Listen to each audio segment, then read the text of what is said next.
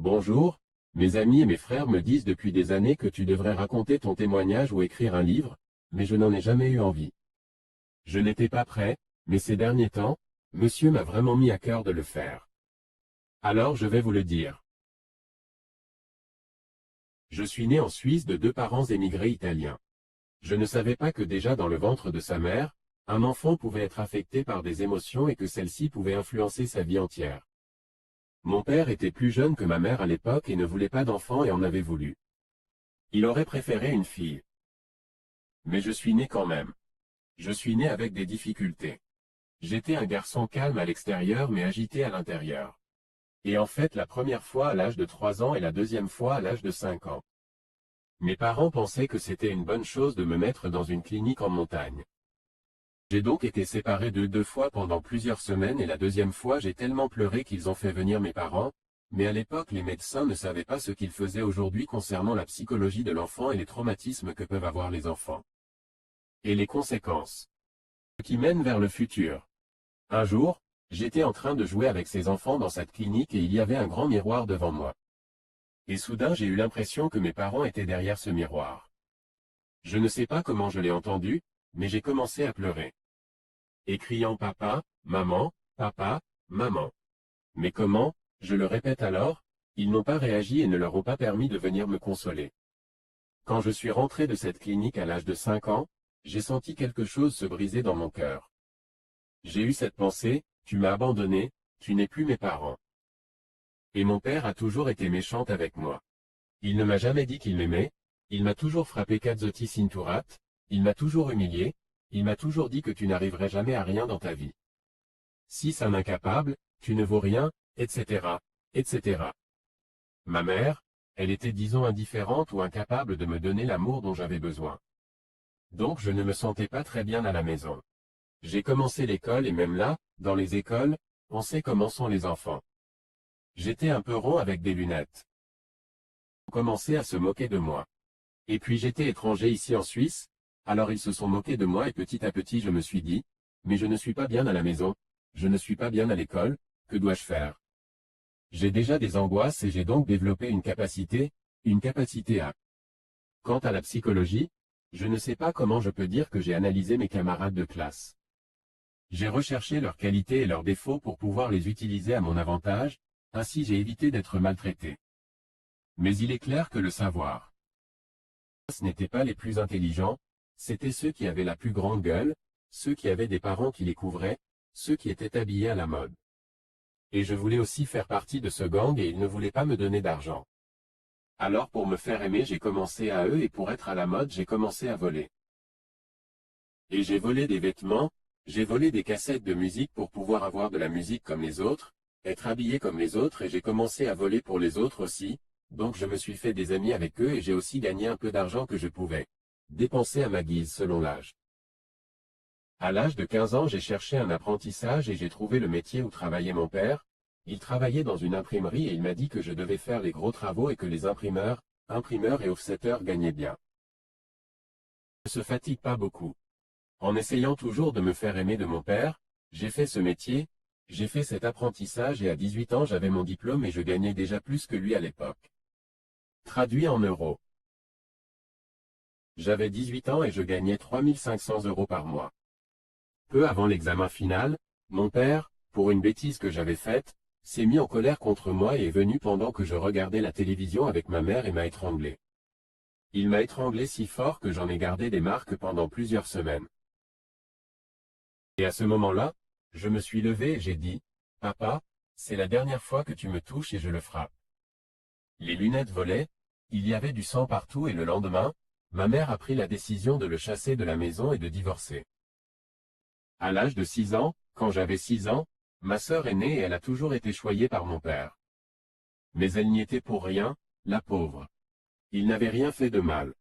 Ce n'était pas de sa faute s'il me la préférait et il en souffrait aussi mais j'étais jaloux et je le tolérais mal.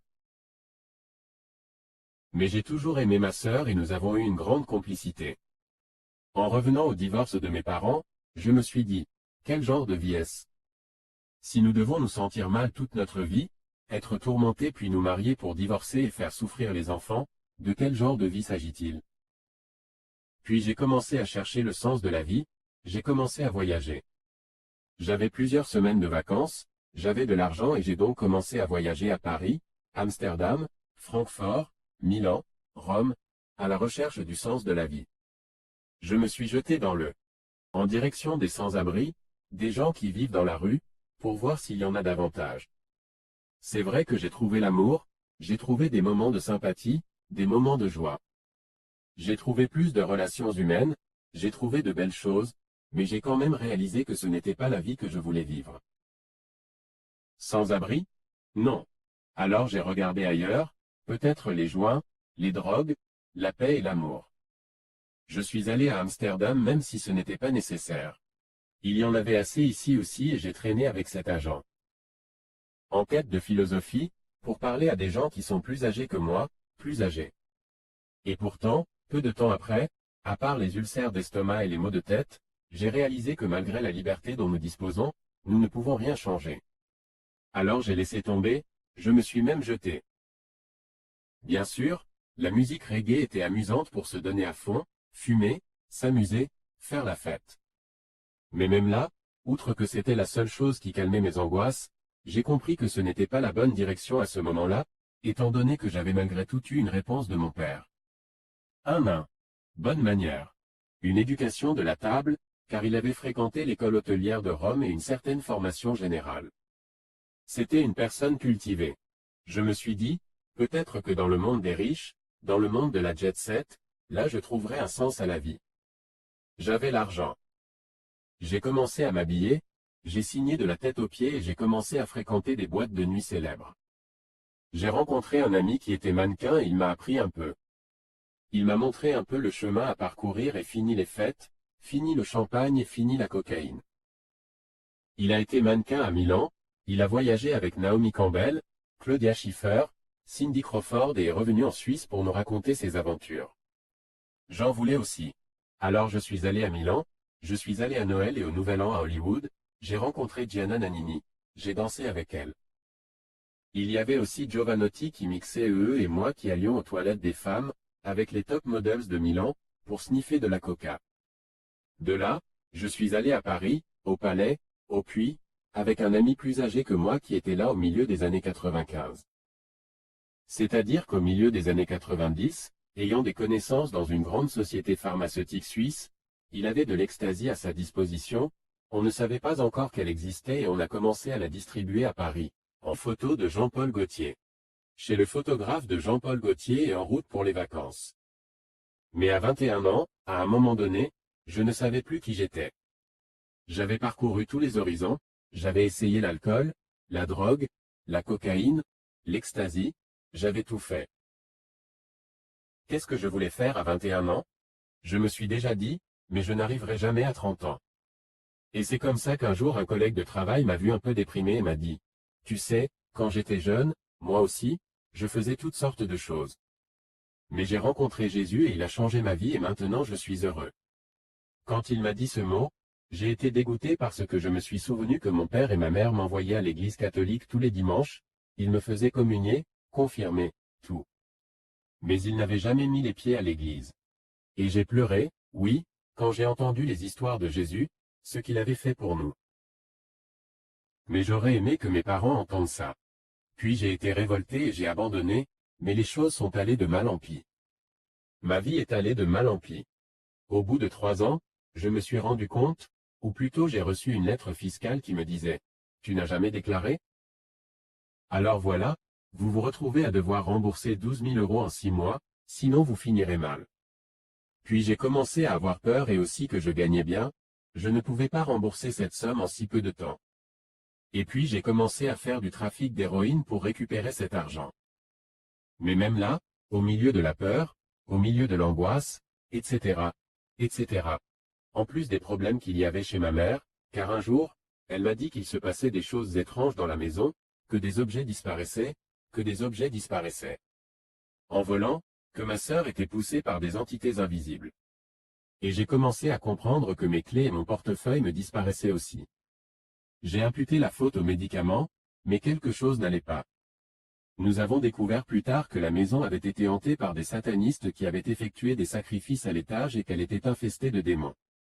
Un jour, j'ai décidé d'aller chez ce collègue qui m'a parlé de Jésus et j'ai été invité à un événement d'évangélisation. Ce matin-là, nous étions près de Zurich. J'ai vu 400 jeunes rassemblés dans une grande salle de gymnastique. Que tout le monde était heureux et content, riant, chantant. Et j'étais encore à moitié ivre de la veille. Et ce jour-là, un pasteur venu du Canada a témoigné, raconté son histoire. Et il y avait aussi des témoignages de jeunes garçons qui avaient vécu des miracles incroyables. Et je me suis dit, mais pourquoi eux et moi pas? Et à la fin du message j'ai remarqué que je pleurais comme un enfant, j'ai remarqué que beaucoup pleuraient, je me suis retrouvé devant eux et ils ont prié pour moi et pour la toute première fois de ma vie j'ai ressenti la paix quand je suis rentré chez moi.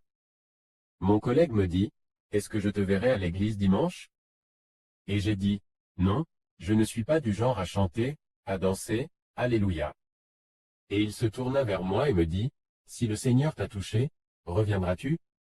C'est vrai que quelques mois plus tard, les choses étaient encore pires. Je me suis retrouvé à la maison avec ma mère et ma sœur au déjeuner et à l'intérieur je criais, mais au secours, s'il y a quelqu'un, aide-moi. Et elle entendit pour la première fois la voix de Dieu qui me parlait. Mais je t'ai montré le chemin, viens vers moi et là j'ai pris ma mère par le bras et je lui ai dit, maman, je sais qui peut nous aider.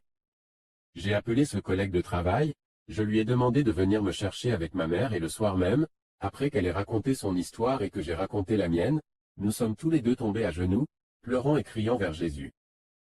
Si tu existes vraiment, libère-moi de la drogue et je te servirai toute ma vie et là ils ont prié pour nous. Ils nous ont imposé la main et nous sommes rentrés chez nous. Quand je me suis réveillé le lendemain, j'ai ressenti une paix. Une paix que je n'avais jamais eue de ma vie. Et en me levant, en allant vers la salle de bain, je me suis dit, c'est quoi cette paix? Quel est cet amour que je ressens? Qu'est-ce que c'est? Qu'est-ce que c'est? Et là j'entends pour la deuxième fois la voix de Dieu me disant, je suis Dieu, je suis venu vivre en toi avec le Saint-Esprit, mais j'ai eu peur, dis-je, comme Dieu, mais Dieu existe-t-il alors vraiment?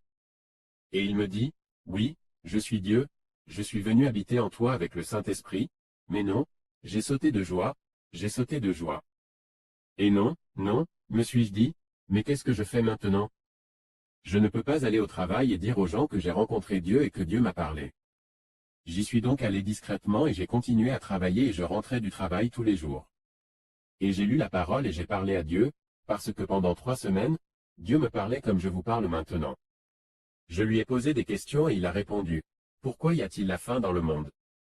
Pourquoi ça? Pourquoi cet autre? Et il m'a répondu, et à partir de là, je suis tombé amoureux du Seigneur et j'ai commencé à aller à l'église. J'ai commencé à aller à l'église. Ils ont commencé à prier pour moi, j'ai eu des guérisons, j'ai eu des délivrances et avec les frères de mon âge dans l'église, nous avons commencé à évangéliser les uns. C'était ma passion d'évangéliser. Et c'est comme ça que j'ai rencontré un ancien ami qui m'a abandonné parce que j'étais trop fou de ce que je faisais avant. Et je lui ai dit, écoute, je dois te raconter une histoire. Il est venu à la maison, je lui ai raconté l'histoire et cet ami s'est converti. Et cet ami aujourd'hui est pasteur, il est marié, il a des enfants de l'église, de l'Assemblée de Dieu et de notre ville. Il a été le premier touché par mon témoignage. Puis d'autres sont venus, d'autres sont venus. Et j'étais heureux parce que j'avais enfin trouvé le sens de ma vie. J'étais heureux, j'étais l'homme le plus heureux du monde. Le Seigneur m'a donné une belle épouse qui a été consacrée. Il jouait des instruments et devint rapidement responsable du culte dans l'église que nous fréquentions. Mais à un moment donné, alors que nous connaissions un renouveau dans notre communauté, ils ont demandé à tous les jeunes d'aller à une réunion en Allemagne. Une rencontre où tous les pasteurs de l'église italienne en Italie se sont réunis et ont voulu nous apprendre des choses à nous, les jeunes. J'y suis allé avec mes frères et j'ai remarqué. Nous avons réalisé qu'ils avaient entendu parler de miracles se produisant dans notre église. Ils avaient entendu ça. Même si nous étions chrétiens, nous avons prié les uns pour les autres, ils ont chassé les démons les uns des autres. Nous avons eu des guérisons, nous avons eu des prophéties, nous avons eu des visions. C'était fantastique. Mais ils n'y ont pas cru et ont essayé, pendant ces 4 jours de séminaire, de nous convaincre du moment où une personne se convertit à Jésus qui est né de nouveau, est complètement guérie et n'a plus rien à faire. Il n'a plus besoin de libération. Je vous le garantis, c'est un mensonge. Et en fait, en revenant d'Allemagne, de ce séminaire, le frère et moi conduisions la voiture sur l'autoroute à un moment donné. Il y avait des flèches qui indiquaient d'aller à gauche et nous allions au 120.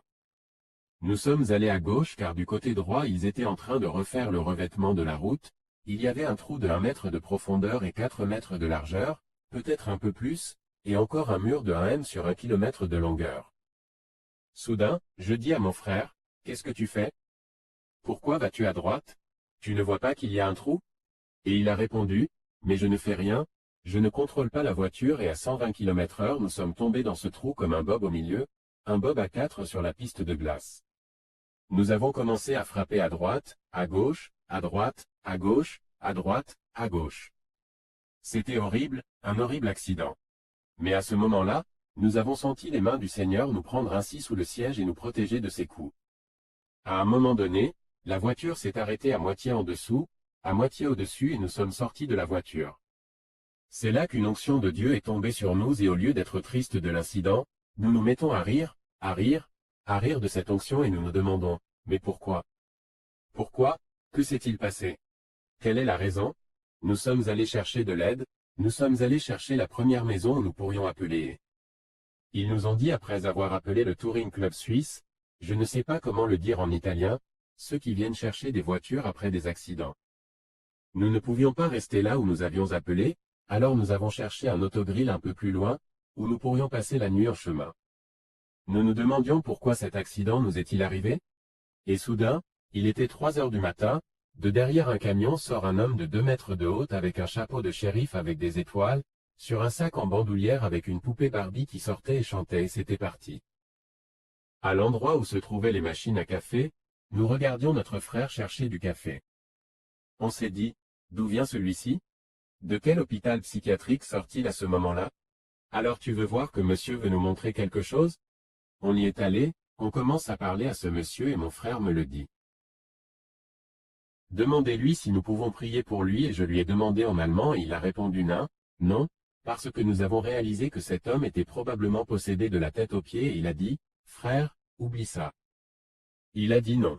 Il dit, allez, prions, prenons position, lions ses esprits. Et vous verrez qu'il acceptera. Et c'est ce que nous avons fait et le frère m'a demandé, demande-lui encore, si nous pouvons prier pour lui. Je lui ai demandé à nouveau et il a dit oui. J'ai été étonné. Nous sommes donc sortis, lui avons parlé du Seigneur et lui avons demandé d'accepter Jésus dans sa vie. Et nous lui avons également demandé quel était son nom. Il s'appelait Rolf. Et nous lui avons dit, mais Rolf, qui t'a réduit à cet état? Et il nous a répondu, Satan, Satan. Et là, nous avons prié pour lui. Cet homme a donné sa vie à Jésus. Nous lui avons imposé les mains, nous avons prié jusqu'à ce qu'il se sente bien et le matin venu, nous avons pris le petit déjeuner ensemble et cet homme est parti paisiblement, tout comme s'il n'avait jamais été malade, complètement miraculeux. Il me l'a dit, mais tu sais ce qui s'est passé aujourd'hui? Il y avait un homme qui est venu et qui a raconté son témoignage et qui a dit qu'une nuit, il a rencontré 2 personnes qui lui ont parlé, ils lui ont parlé de Jésus et il est sorti de l'hôpital psychiatrique, il était complètement possédé. Et à la façon dont il a raconté l'histoire, nous savions que c'était Rolf. C'est Rolf qui est allé dire à toutes les églises que 2 personnes il ne savait pas qui c'était, mais il les voyait comme des anges, il disait que nous étions 2 lumières qui brillaient et ne me dit pas que les démons n'existent pas. Et je n'ai plus eu de nouvelles de lui pendant 2 ans. 2 ans plus tard, les parents de ma femme ne peuvent plus me parler. Maintenant, ils nous ont invités à déjeuner. Et la mère qui était croyante, qui allait à l'église de la capitale suisse. Ce fut une expérience que nous n'oublierons jamais. Et donc, après cela, déçus, nous sommes retournés à notre église et là un conflit a commencé et nous avons dû quitter cette église. L'église s'est divisée en 2. Et nous sommes allés dans une église française, c'est-à-dire en Suisse romande, une grande église où il y avait une école biblique et où chaque semaine il y avait de grands pasteurs qui venaient du monde entier pour nous donner des conférences. Nous y sommes donc allés pendant 10 ans. Dans cette église, nous avons appris beaucoup de choses, nous avons eu Pierre Touchel, nous avons eu Franck Hamon, nous avons eu John Eduardo qui nous a appris que nous, chrétiens, avons aussi besoin d'être libérés, que nous, oui, nous sommes comme le Seigneur, les Trinitaires, une âme et un esprit qui vit à l'intérieur d'un corps. Et quel mauvais esprit! Les mauvais esprits peuvent s'attacher au corps et parfois même à l'âme. C'est que nous avons besoin de libération et de guérison. Cependant, avec mes frères, nous continuons à évangéliser. Et sauver un maximum de gens, un maximum de jeunes de la drogue. De la tristesse, des problèmes. J'aimais plus que tout évangéliser, amener les âmes au Seigneur, sauver les gens. Nous voulions qu'ils vivent l'expérience que j'avais vécue jusqu'au jour où j'étais assis à la maison en train de lire la Bible. Et en priant, tu ressens une présence, assieds-toi à côté de moi, mais une présence horrible. J'avais entendu et vu des démons, mais celui-ci était vraiment énorme. J'ai senti une peur m'envahir, une peur terrible. Et à un moment donné, cette chose invisible assise à côté de moi. Il m'a dit, « Sais-tu qui je suis ?» Et je lui ai répondu, « Oui, tu n'es pas n'importe quel petit démon, tu es Satan lui-même. » Et il m'a dit, « Oui, c'est moi. » Et je lui dis, « Que veux-tu de moi ?» Il m'a dit, « Tu détruis les œuvres que je fais. Vous détruisez tout ce que je fais. Il faut arrêter de parler de Jésus, il faut arrêter d'évangéliser, il faut arrêter de sauver les âmes. » Et j'ai dit non, je ne ferai jamais ça. Et là, il m'a dit une parole tirée de la parole de Dieu, car Satan connaît la parole de Dieu par cœur. Ce verset qui disait à ce roi de s'asseoir et de calculer s'il était assez fort pour lutter contre une armée plus puissante que lui. Résumé, voulait-il me dire, es-tu sûr de pouvoir me battre? Tu sais qui je suis, tu n'as aucune chance contre moi. Et je lui ai dit, mais je n'ai pas peur parce que j'ai Jésus. Et là, je me suis senti. Qui m'a pointé du doigt et a dit, si tu n'abandonnes pas Jésus et que tu n'arrêtes pas d'évangéliser et de parler de Jésus, je t'enlèverai tout ce que tu as, je t'enlèverai tout. Et quand il m'a dit que je vous enlève tout, c'est vrai que j'ai eu un moment de peur et j'ai prié et j'ai dit, ne le permettez pas, s'il vous plaît, ne le permettez pas. Mais quelques mois plus tard, je me suis rendu compte que les angoisses recommençaient. J'ai remarqué que certains problèmes d'enfance, certains problèmes avec ma sœur, étaient revenus à la surface. Et un jour, nous nous sommes disputés et une catastrophe s'est produite où je me suis retrouvé en prison pendant 2 jours. Je me suis retrouvé à devoir payer beaucoup d'argent et y commence. J'ai été séparé de ma sœur. Ma mère l'a suivie. Alors elle aussi m'a abandonné. Puis des accidents de voiture ont commencé alors que j'allais prier pendant que je travaillais, car il y avait eu la première crise dans l'imprimerie. J'ai donc arrêté d'imprimer et changé de travail. J'étais devenu un représentant des arts graphiques, c'était moi qui vendais les produits que j'utilisais. Auparavant, j'étais responsable de la Suisse romande, du Tessin. L'entreprise était située en Suisse alémanique et comme je parlais les 3 langues, il m'a été facile d'accepter ce poste. Et en plus, je venais d'un métier, c'est évident que j'avais étudié comme représentant à l'époque où j'avais perdu mon travail et donc je voyageais beaucoup et tout d'un coup j'ai été heurté par des voitures et les accidents se sont succédés, tout à coup. Chaque fois que j'arrivais à Genève, il cassait la vitre à gauche de la voiture. La première fois, quand c'est arrivé, je n'ai rien pensé de mal, mais tous les mois, il cassait toujours la même vitre, même la police en avait marre de me voir et le garagiste disait « Mais combien de vitres dois-je mettre de côté pour toi? Chaque mois, vous venez avec cette vitre cassée, mais sont-ils vraiment en colère contre vous? » Et je ne comprenais pas, je commençais à avoir des problèmes partout, même à l'église, malgré le fait que j'amenais toujours les âmes et que ma femme se chargeait des louanges et jouait du piano. Nous étions bien intégrés d'un seul coup. Ils se sont tous retournés contre moi, contre nous et à la fin nous avons dû abandonner l'église, tant la situation s'est aggravée. Non, je n'ai pas compris quoi. Ce qui se passait tout d'un coup. Nous avons cherché une autre église et j'ai rencontré un pasteur brésilien. Ce pasteur brésilien m'a aidé parce qu'à ce moment-là j'étais tombé dans la dépression parce que la première fois que j'ai dû abandonner l'église italienne, j'ai beaucoup souffert, parce que j'aimais tous mes frères et sœurs. J'étais triste de devoir partir. Et là, la deuxième église. Cela faisait 10 ans que nous étions intégrés, nous connaissions tout le monde et même là, c'était une grande souffrance pour moi. Alors je suis tombé dans la dépression, avec les accidents, les problèmes de travail. Cela m'a fait très mal au cœur et je le répète, l'angoisse a recommencé. Ce pasteur brésilien a compris qu'il s'agissait d'attaques de l'ennemi, que c'était des attaques du diable, mais je n'ai toujours pas réalisé de quoi il s'agissait, parce que Satan m'avait dit, « Je te prendrai tout. » J'avais même oublié cette histoire, après tout. Et ce pasteur m'a aidé à me lever, à prier pour moi, à jeûner pour moi, à demander à toute l'Église de me soutenir. C'était vraiment une belle époque que nous avons vécue avec ce berger brésilien. À ce stade que nous avons appris avec ma femme, nous avons fait une école de portugais. Pendant un an pour apprendre à parler la langue, parce que nous voulions absolument aller visiter l'église mère brésilienne à São Paulo, l'église de Valnice Milomene, une église qui comptait plus de 2000 personnes. Nous y sommes allés, nous avons eu un merveilleux temps, c'était beau. Je suis revenu guéri et avec ce pasteur qui m'a soutenu, j'ai recommencé à évangéliser. J'ai recommencé à amener des âmes à l'église et l'église est devenue de plus en plus grande et nous avons dû déménager. Dieu merci, malheureusement. Ce pasteur brésilien travaillait à l'ambassade du Brésil à Genève et son mandat était terminé. Après les 6 années passées en Suisse, il a dû retourner dans son pays et là, je me suis senti à nouveau abandonné. Mais il m'a dit, ne t'inquiète pas, nous t'enverrons quelqu'un de si bon pour récupérer les rênes. Et ils nous ont envoyé 11 bergers brésiliens. Et au début je me suis dit, pourquoi pas une bergère? Pourquoi pas? Il n'y a rien dans la Bible qui l'empêche de fonctionner ainsi. Mais au fur et à mesure qu'il la connaissait, il découvrit qu'elle était divorcée et que son mari le trompait et donc elle était bouleversée. Une sorte de haine envers les couples. C'était l'époque où le groupe de 12 était à la mode. On l'appelait le groupe de 12 des 12 disciples. Où ils essayaient dans cette église de regrouper 6 paires de dirigeants pour garder les rênes de l'église. Nous étions donc 6 couples de personnes âgées avec cette bergère qui devait gérer l'avancement de l'église. Sauf cette bergère au lieu de nous aider. Il a commencé à semer la zizanie et à séparer les couples et quand je l'ai remarqué je me suis dit qu'il y avait quelque chose qui n'allait pas là et j'ai essayé de faire comprendre à tout le monde qu'il y avait quelque chose qui n'allait pas et finalement encore au lieu de m'écouter. Ils m'ont emmené et m'ont expulsé. Ils m'ont pratiquement mis un coup de pied au cul. C'était la 3e fois que je devais abandonner une église que nous avions reconstruite avec des gens que j'aimais. Ensuite, j'étais désespéré. Jusqu'au jour.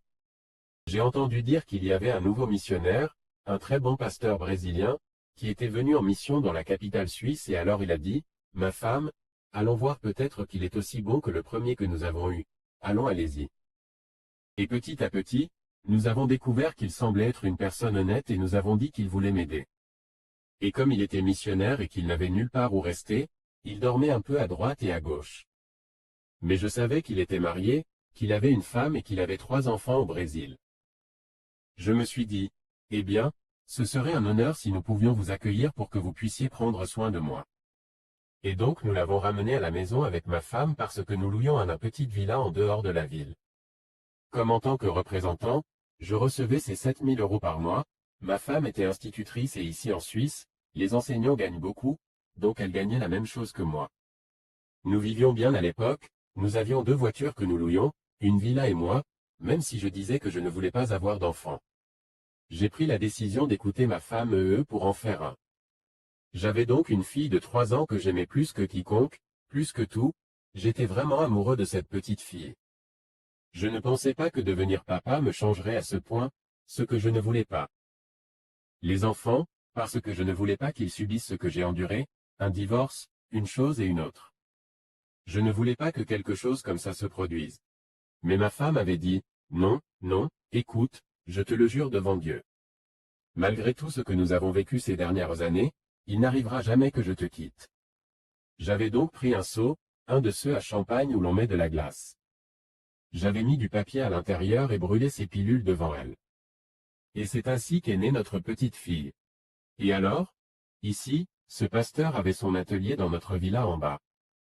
Il vivait avec nous.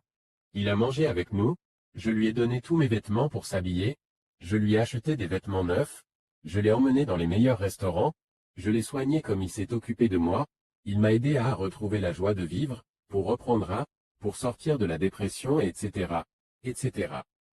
Même avec mon 3e 13e. Désolé, avec mon 13e, je lui ai acheté une voiture et je l'ai fait venir payer le billet pour que sa femme et ses enfants viennent du Brésil. C'était une sorte de cadeau de remerciement pour son soutien et sa prière fervente.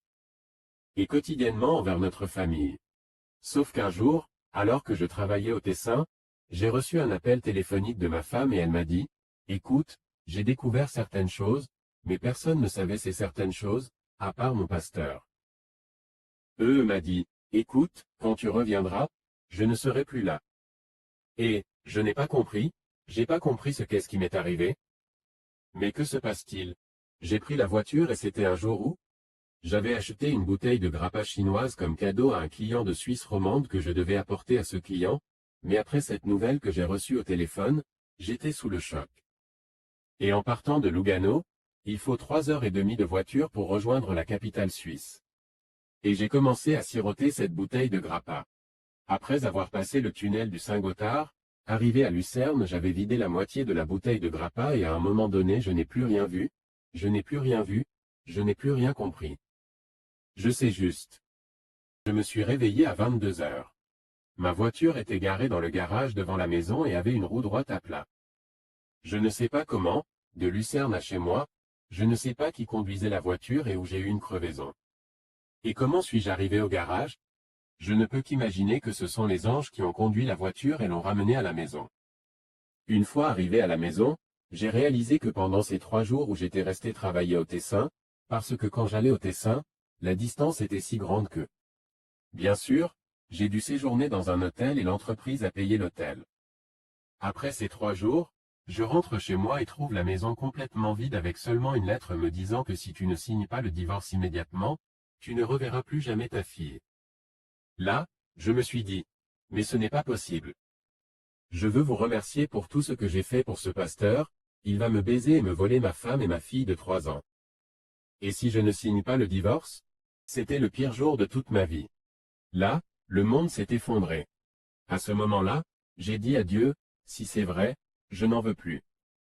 Je ne veux plus rien savoir de vous, oubliez-moi. Je ne veux plus rien savoir de toi. Il est clair que s'il me dit si Dieu existe, je dirais oui, Dieu existe, si Jésus est le chemin, la vérité et le chemin, je dirais oui. Mais tu ne m'en parles plus et je n'en parlerai plus pour moi. Mon Dieu, tu es mort. Je vous ai demandé de ne pas permettre que ce que Satan m'a annoncé se produise. D'accord oui, j'ai perdu ma famille, d'accord oui, j'ai perdu mes églises, mes frères. D'accord, oui, j'ai des problèmes au travail, mais je ne peux pas accepter que je m'enlève ma femme et mon enfant. C'est trop là. Et pas seulement ça. On m'avait presque tout enlevé, mais en plus, quelques mois plus tard, je suis retombé dans la dépression, j'ai recommencé à fumer, j'ai recommencé à boire et ma vie était devenue une catastrophe, une catastrophe. Je suis retourné à la discothèque pour me saouler et un soir, à 2 heures du matin, alors que je m'endormais près des enceintes de la discothèque, j'ai entendu une voix, j'ai encore entendu la voix de Dieu.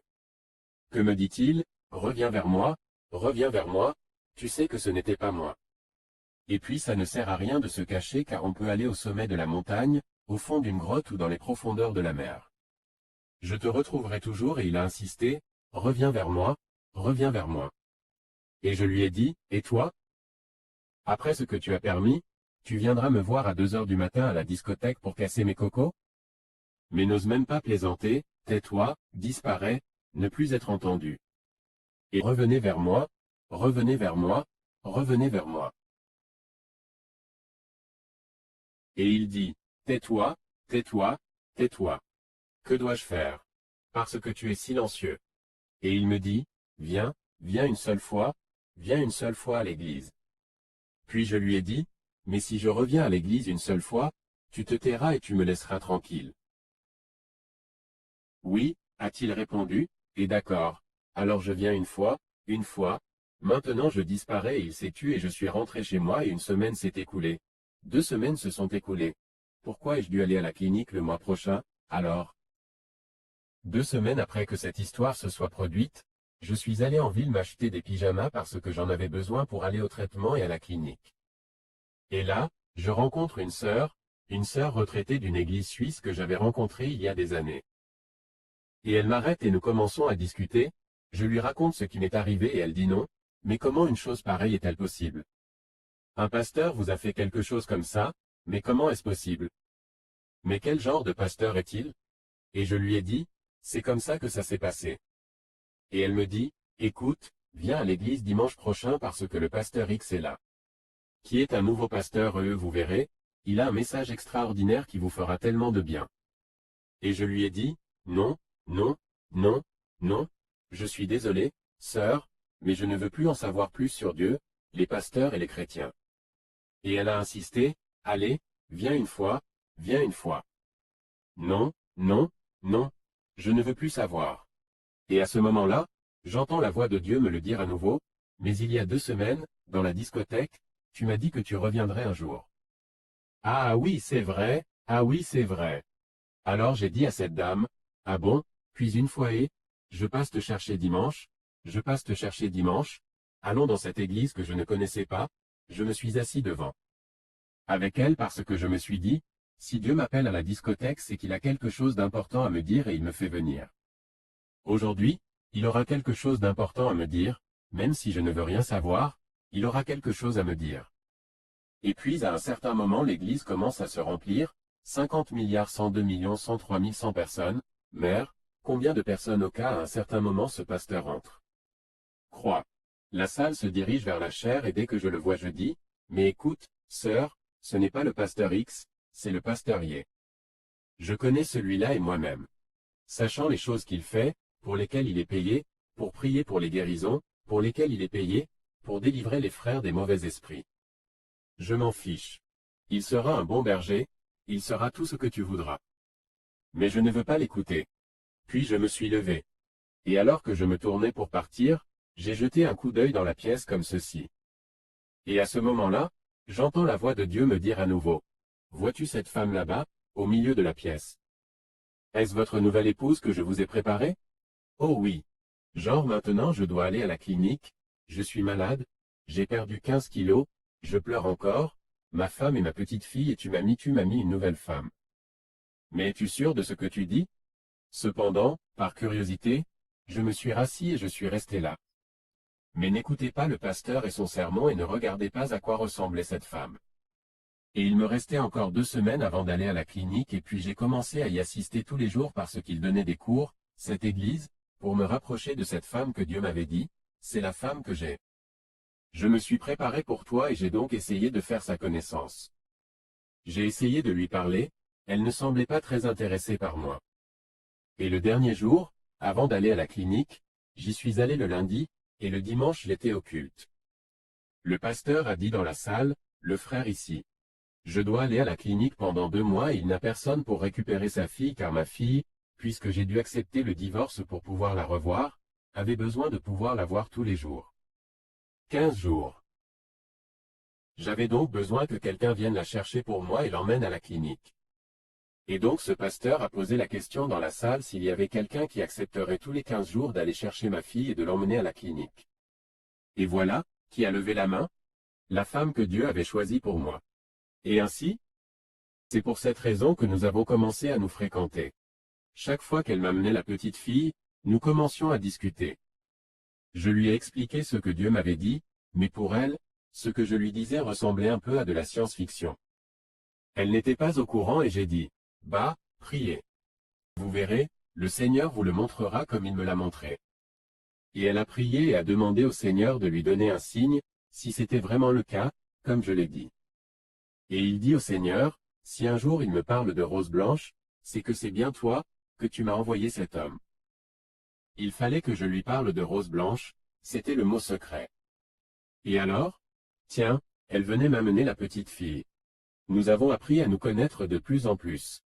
Il a quitté la clinique, nous avons commencé à manger ensemble et à sortir ensemble. Mais à un moment donné, l'ennemi n'était pas d'accord, alors nous nous sommes disputés et alors elle s'est éloignée un peu, jusqu'au jour où je l'ai appelée pour essayer de régler la situation et pendant que j'étais au téléphone et que je lui parlais, j'ai entendu une voix dans ma tête disant.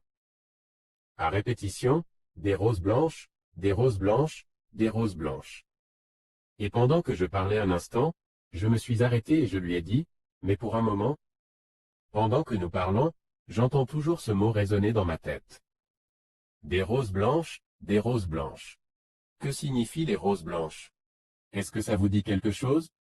Et il y a eu un grand silence, un très grand silence, parce qu'elle savait que c'était le signal et en fait après cette histoire on a traîné de plus en plus et 1 an plus tard on s'est mariés. Je me suis marié avec elle, mais la situation ne s'est pas améliorée.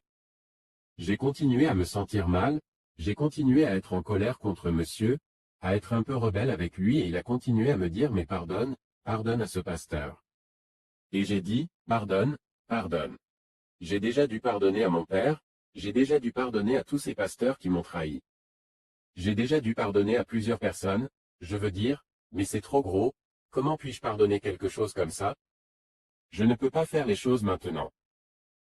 Ils sont allés de mal en pis, ils sont allés de mal en pire.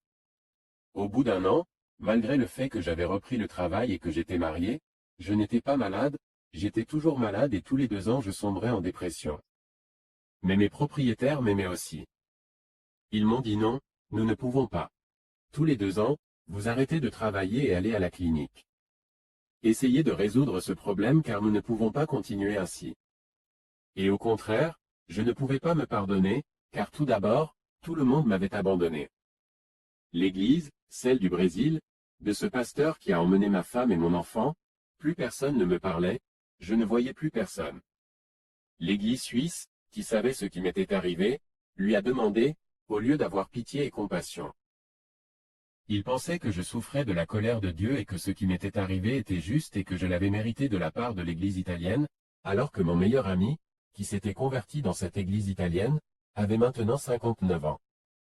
Et le mari de la fille des anciens de cette église avait des enfants. Il était devenu le berger. Et jusqu'à présent, le pasteur de l'église italienne a dit en Suisse ne s'est pas fait connaître. Jamais ma mère, ma sœur qui a dit que je n'étais plus son frère après cette histoire. Elle aussi, depuis 10 ans ou plus, ne me parlait plus. Je n'avais plus personne, ni frère, ni sœur, ni famille, ni ami. Et maintenant, je risquais même de perdre mon emploi. Et puis j'ai dit, mais veux-tu me donner une nouvelle épouse? Et maintenant tu m'abandonnes encore et le Seigneur m'a dit, non, je ne t'abandonne pas, je ne te quitte pas, je ne t'abandonne pas. Et quand une œuvre commencera, je la terminerai. Mais je ne peux pas contredire ma parole. La parole est claire, si vous pardonnez à votre prochain, je vous pardonne, mais je ne peux pas vous pardonner et je ne peux pas vous aider tant que vous n'avez pas pardonné. Ah, encore cette histoire de pardon. Mais je ne peux pas pardonner, je ne peux pas pardonner quelque chose comme ça. Et puis on attend. Et ainsi, les choses sont allées de mal en pis avec moi. J'ai été abandonné par tout le monde, j'étais triste, j'étais malade et je travaille malgré ça. Tout allait bien, il y avait un risque que si je tombais à nouveau malade, je le perde. Et soudain, que se passe-t-il? Cette impression offset, la méthode et les produits que je vendais ont disparu du jour au lendemain pour passer au numérique. L'impression offset est devenue numérique. Puis j'ai commencé à perdre tous mes clients, les uns après les autres. Toutes les imprimeries de Suisse ont commencé à fermer les unes après les autres et je me suis retrouvé avec un chiffre d'affaires qui équivalait à un tiers de mon chiffre d'affaires annuel. Mais ce n'était pas ma faute, c'était que la technologie avait changé. Et cela, le fait de perdre encore les seuls amis que j'avais, qui étaient mes clients, m'a porté un terrible coup moral et je suis tombé dans la dépression pour la 1e fois et je me suis retrouvé à la clinique pour la 5e fois. Et là, j'ai dû accepter de perdre mon emploi. Ensuite, j'avais tout perdu, ma famille et mes frères, mon travail, ma santé. Et voilà que je me trouvais au ciao marche, comme on dit en italien. Je me suis retrouvé au chômage. Après 2 ans de chômage, je me suis retrouvé dans le service social. J'ai dû vendre la voiture, j'ai dû vendre ce que j'avais pour pouvoir vivre et j'ai commencé à m'endetter. Parce que tous les mois pendant 10 ans j'ai dû payer la pension alimentaire de ma petite fille et cela m'a coûté plus de 1 000 € par mois pour cette pension alimentaire et je n'ai plus pu la payer alors pendant ces 2 ans désolé ces 2 années pour le service social 24 000 € que j'avais du retard à payer, je ne pouvais plus payer les impôts et les impôts s'élevaient à près de 15 000 € par an. Cependant, 30 000 autres, je ne savais plus où mettre la tête. Les dettes ont augmenté, augmenté, augmenté et les chiffres ont augmenté, augmenté. Et je n'avais plus rien et j'étais malade. Et un jour, j'ai crié au Seigneur et j'ai dit, « Seigneur, maintenant je suis prêt à tout, mais aide-moi. Je te demande pardon de m'être rebellé contre toi. Je te demande pardon de t'avoir abandonné, je te demande pardon d'être en colère contre toi, de t'avoir voulu. Je vous demande pardon, mais aidez-moi. » Et il a répondu, « Je ne peux pas te pardonner, je ne peux pas te pardonner. Mais parce que tu sais, Tu dois pardonner à ce pasteur brésilien qui a pris ta femme. Vous devez pardonner. Ta mère, ta sœur, tous ceux qui t'ont abandonné et qui t'ont blessé. Vous devez pardonner et vous ne pardonnez pas. Je ne peux rien faire. Et donc la dernière fois que je me suis retrouvé à la clinique, j'avais perdu 20 kilos, j'arrivais à peine à garder mes jambes levées. Quand je suis arrivé à la clinique, j'ai dit que j'étais derrière un arbre avec ma mallette et qu'il m'avait clairement dit qu'il n'était pas permis de fumer des joints, parce que j'avais recommencé à fumer des joints, pour pouvoir me calmer, parce que mes angoisses étaient terribles et je l'ai dit. Au monsieur, caché derrière cet arbre avec ma mallette, j'ai dit, Seigneur, si je dois y aller ces 3 mois pour pouvoir pardonner, je dois me concentrer sur le pardon, au moins je dis aide-moi à me libérer de cannabis. Que je n'ai rien à souffrir, que je n'ai pas à subir d'autres souffrances, d'autres choses, que je n'arrive pas à me concentrer sur le pardon. Et puis la prière s'est terminée, je me suis approché de la clinique, la porte vitrée s'est ouverte et quand j'ai dépassé la porte, j'ai senti une chaleur aller complètement de la tête aux pieds et j'ai entendu cette douce voix me dire, tu es libéré du cannabis, tu es libéré du joint. Et en fait, je suis entré dans la clinique, une clinique chrétienne. Alors cela aussi, grâce à Dieu. Et pendant ces 3 mois, j'ai passé chaque jour dans la salle de prière, 1 heure le matin, 1 heure l'après-midi à crier à Dieu, aide-moi à pardonner, pardonner, pardonner. Aide-moi à pardonner le pardon, aide-moi à pardonner le pardon. Pendant ces 3 mois, j'ai parlé avec des psychologues et prié. Avec le pasteur désigné à la clinique, j'ai parlé avec les infirmières chrétiennes qui priaient avec moi. J'ai parlé à toute l'équipe pour leur demander de m'aider à faire ce travail. Du pardon et exactement au bout de 3 mois, pratiquement l'avant-dernier jour avant de sortir. J'ai réussi à pardonner complètement à ce pasteur qui avait détruit ma vie, à pardonner à ma mère, à pardonner qui m'avait abandonné, à pardonner à ma sœur qui avait voulu se venger, même si elle avait des raisons de le faire.